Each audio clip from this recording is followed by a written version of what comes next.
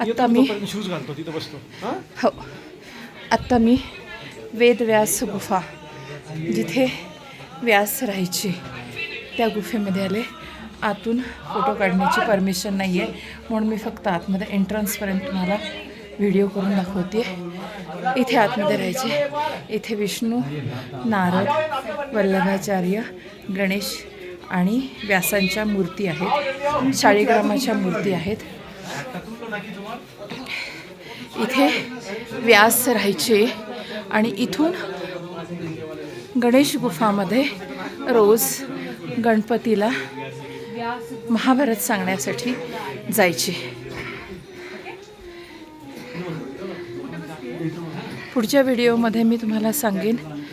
बहुतेक सगळ्यांना ज्यांना पुराणाबद्दल माहिती आहे त्यांना व्यासांचे आणि गणपतीच्या संदर्भातली गोष्ट माहिती असेल.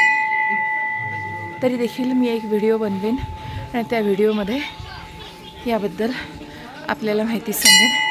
मला दम लागत आहे त्यामुळे थोडासा त्रास होतो आहे. ब्रिदिंगला मला त्रास होतो आहे म्हणून माझा आवाज थकलेला जाणवतो आहे. तरी जितकं शक्य आहे तेवढे व्हिडिओमध्ये माहिती देण्याचा मी प्रयत्न करत आहे.